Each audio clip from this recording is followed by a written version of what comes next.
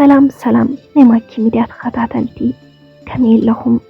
ኣነ ደሓኒ እግዚአብሔር ይመስገን። ንስኻትኩም እውን ኣብዘት ዘለኹምዎ ሰላም ክትኾኑ ትምኒተዩ። እሞ ናይ ማኪ ሚድያ ተኸታተልቲ ንሎሚ ሕፅር ዝበለትን ኣዝያ መሳጢትን ኣመና መምሃሪትን ዝበልክዋ ዛንታ ናባኹም ሒዝያ ቀሪበ ኣለኹ። ቅድሚ ናፍቲ ዛንታ ምባሊ ግን ኣብዚ ቻናል ሒዝናልኩም ንቐርብ ዘለና ዛንታታት ናብ ኩሉ ሰብ ይበፅሕ ስለዘይለ ነዛንታ ላይክ ብምግባር ናብ ኩሉ ሰብ ንኽበፅሕ ግበርዎ። ናፍቲ ዛንታ ከብለኩም ሰናይ ምክትታል።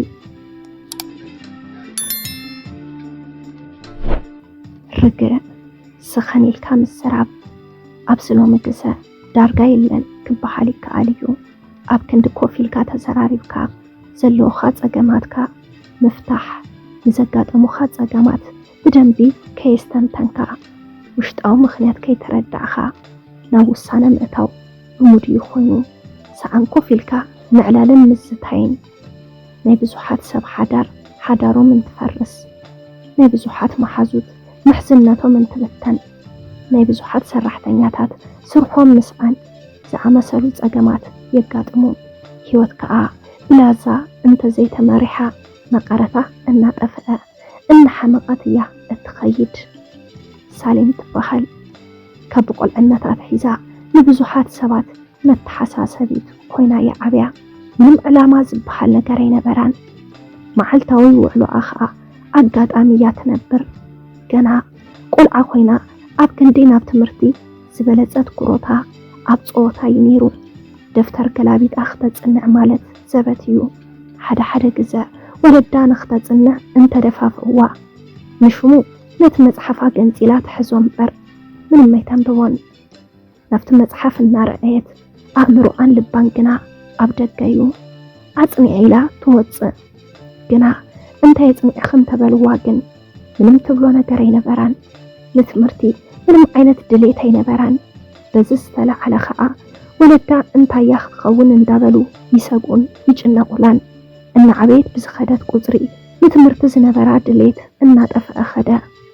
ክትኸድ ስለ ዘለዋ ጥራሕ በፂሓ ትምለስ። መሓዛይ መዋል ብጣዕሚ እያ ትፈቱ። ሓደ ግዜ ኣብ ክንዲ ናብ ትምህርቲ ምስ መሓዙታ ኮይና ፈቆድኡ እናዘረት ትውዕል። መቸም ኣብ ሂወት ሓደ ሓቂ ኣሎ። ሓደ ሰብ ዘይደልዮ ነገር ብኣብዝሓ እዩ ዝረክብ። ብዙሓት ሰባት እውን ከዓ ዘይደልይዎ ነገር እናረኸቡ ገሊኦም እንትሕጎሱ ገሊኦም ከዓ ይሓዝኑ። ብኣንፃሩ ከዓ ዝደለኻዮ ነገር ከይሰመረ ክተርፍ ከዓ ንዕዘብ። ሳሌም እውን ንትምህርቲ ምንም ዓይነት ድሌት ኣብ ዘይነበራ 12 ክፍሊ ሓሊፋ ዩኒቨርስቲ ኣተወት። ናብ ዩኒቨርስቲ ምስ ኣተወት ካብ ወለዳ ጀሚሩ ብዙሓት ተገሪሞም እዮም። ንባዕላ እውን ክሳብ ናፍቲ ዩኒቨርስቲ ተኣቱ ኣይኣመነትን ነይራ። ግና ከዓ ብዘለዋ ዕድል ናፍቲ ዩኒቨርስቲ ኣተወት። ናይ ዩኒቨርስቲ ህይወት ከምቲ ዝነበረቶ ቀሊል ኣይኮነላን። ምስ ብዙሓት ሓደሽቲ ሰባት ብሃይማኖት፣ ብብሄር፣ ብቋንቋ ምሳኻ ማዕረብ ምስ ዘይኮኑ ሰባት ኢኻ ብሓደ ትነብር። ስለዚ ከዓ ጥንቅቕ ምባል ኣገዳሲ ነገር እዩ። ሳሌም ምስ ሰባት ሕውስውስ ምባል እያ ለሚዳ። ብሕታውነት ዝበሃል ነገር ንሳሌም ቀታሊኣ እዩ። ግና ከዓ ሳሌም ምስ ሓደሽቲ ሰባት ብቐሊሉ ናይ ምርድዳእ ዓቕሚ ስለ ዘለዋ ብብሕታውነታ ብዙሕ ኣይዘለቐትን። ኣብ ሓፂር ግዜ ውሽጢ መሓዙ ተፍርያ ፅቡቕ ህይወት ክተሕልፍ ጀመረት።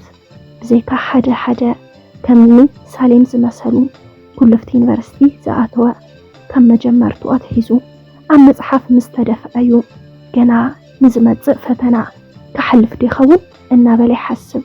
እቲ ዘሕዝን ነገር ግና እቲ ብዙሕ ዘፅንዕ ዝነበረ እንትወድቕ ከምኒ ሳሌም ዝመሰለ ግን ብሸለልትነት ግዚኦም እናሕለፉ ፈተና ግን ኣይሓልፉ።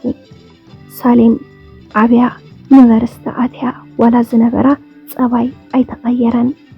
ኣብ ክንዲ እናለበመት ትምህርታ ብኣግባቡ ተኸታቲላ ናይ ቀፃሊ ህይወታ ተስተኻኽል ኣብ ዝነበረቱ ጠጠው ኢላ ክተስተኻኽል ኣይከኣለትን። ኣብ ዩኒቨርስቲ እናተመሃረት ብዝገርም መልክዑ ካብ ፈተና ክትወድቕ እያ ተባሂላ እናተሓሰበ እናሓለወ እንተንሳ ግና ብኸመዩ ብዘይፍለጥ ምኽንያት ነቶም ፈተናታት እናሰገረት 3 ዓመት በፅሐት። ኣብ ሳልሳይ ዓመት በፂሓ ኣተወት ሳሌም ሳልሳይ ዓመት ምስ በፅሐት ግን ከይሓሰበቶ ሓድሽ ባህርያት ክተምፅእ ጀመረት።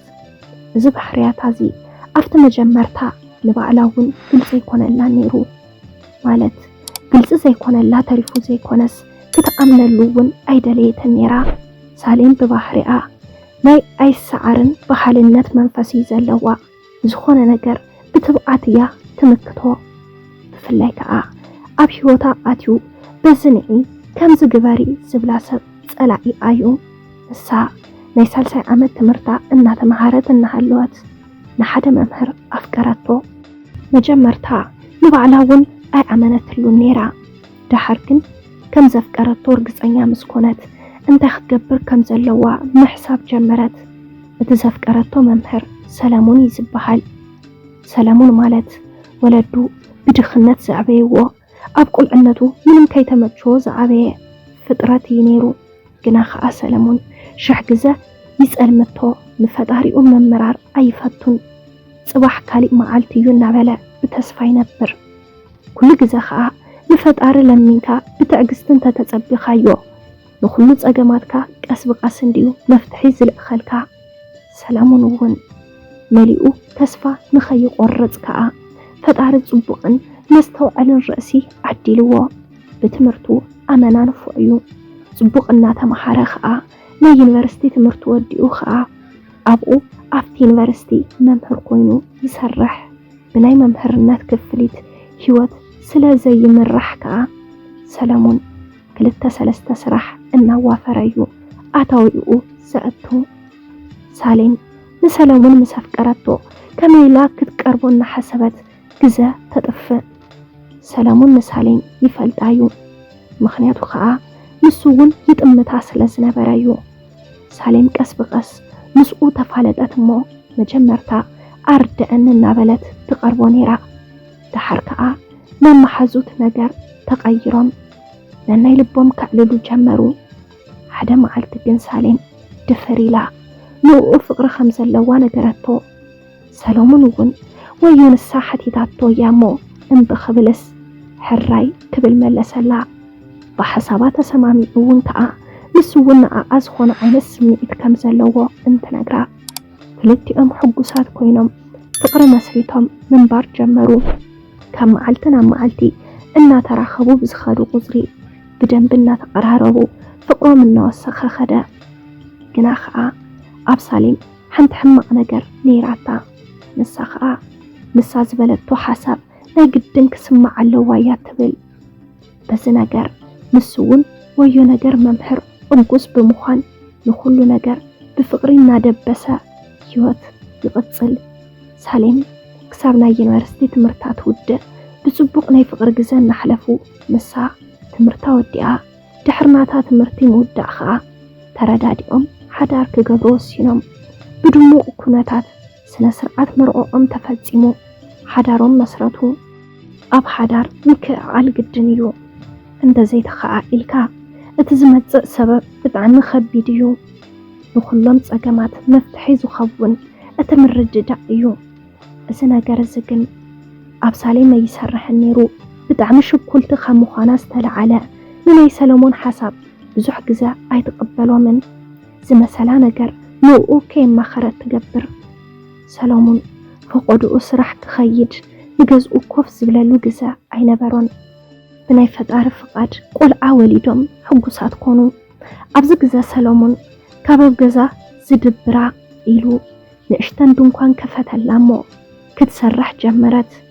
ግና ከዓ ክሳርዓን ትርፋን ብዙሕ ዘየግድሳ ብምንባራ ከሲራ ዓፀወቶ። ብዙሕ ግዜ ዝተፈላለዩ ስራሕታት ትኸፍት እሞ ከሲራ ተዓፆም። ካብ ኩሉ ዝገደደ ከዓ ምስ ሰለሞን ዝነበራ ርክብ ከም በዋዛ ዋዛ እናቆፀረቶ ስቂላ ትቕፅል። ናታ ዘይተገዳስነት ግን ኣብ መንጎ ክልቲኦም ዓብዪ ክንክን ኣጉዲሉ ናብ ዘየድሊ ጭኽጭኽ ኣእትዎም። ኣብ መወዳእታ ሰለሞን ክፈትሓ ይሓስብ እሞ ንኽነግራ ኣብ ሓደ ሆቴል ቆፀራ። ኣብዚ ግዜ ኩሉ ነገር ምንም ከይሓበአ ክዛረባ ጀመረ። ኣብዚ ግዜ ንሳ ተገልቢጣ ንሓሳቡ ሰዓረት። ንሱ ከዓ ንሱ ግዜ ከም ዘይህቦም እናደጋገመት ምስ ነገረቶ ኣመነ ዘሎ ነገር ቀሪቦ ማዕለሉ ከም ዘይፈልጥ እናገለጸት ልብ ብስነክዕ መልክኡ ነገረቶ። ሰለሙን ይኩን ኮፍ ኢሉ ተሓሰበ። ሓቃያ ክብል ወሰነ። ንሱ ስራሕ እናሰርሐ ንገንዘብ ንኸምጽእ ስርኡ ረሲኡ ብዛዕባ ኩሉ ነገር ቀሪቡ ብዘይ ምዕላሉ ንባዕሉ እውን ጌጋ ከም ዘለዎ ኣመነ። ካብታ ዕለት ከዓ ዘለዎም ነገር ብምርድዳእ ፈቲሖም ብሓጎስ ወዶም ይዕብዩ ኣለዉ። ስለዚ ቅድሚ ዝኾነ ነገር ምውሳና ኮፍ ኢልና ክንዕልልን ክነዋግዕን ክንዛተን ኣለና። ሰላም ሰላም ናይ ማኪ ሚድያ ተኸታተልቲ ሎሚ ሒዘልኩም ቀሪበ ዝነበርኩ ዛንታ ነዚ ይመስል ነይሩ። ነዚ ዛንታ እንተደኣ ፈቲኹምዎ ኣብ ናይ ኮመንት መፅሓፍ ቦታ ሓሳብ ርእይቶኹም ክትከድፉልና ትኽእሉ ኢኹም። ነዚ ቻናል ሓደሽቲ እንድሕር ደኣ ሃሊኹም ሳብስክራይብ ብምግባር ነታ ናይ ደወል ምልክት ብምንካእ ናይ ቻናልና ናይ ወትሩ ተኸታተልትና ክትኾኑ ንላቦ። ነዚ ቻናል ላይክ፣ ሼር፣ ሳብስክራይብ ምግባር ኣይተሕመቁ እንዳበልና በዚ ክንፍለየኩም ሰሰናዩ።